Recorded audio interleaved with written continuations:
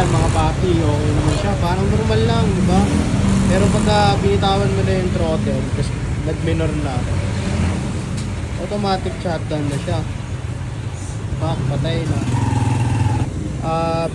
Sinabayan nyo ng throttle, tapos sinistart nyo. Wait lang, pakita natin. Nabubuhay naman siya. Ibig sabihin niyan, wala siyang minor mga papi. Ayan o, dahil yung maanda ng aerox. So, ayan. Mga papi, ito yung problema niya, no? Ayan. ISC ng ating motor. Oras mo ba? Ito yung papalit natin.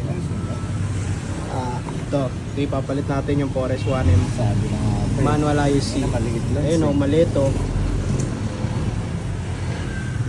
Gusto mo eh. Ituwa natin. Megano yan. Ito. Mekaniko si Ronel. Nakapasara po.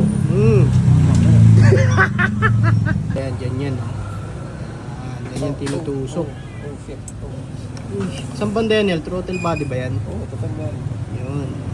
Manual ISC na siya ngayon. Alright. Nakakabit na siya. Ito na. Okay na siya ulit.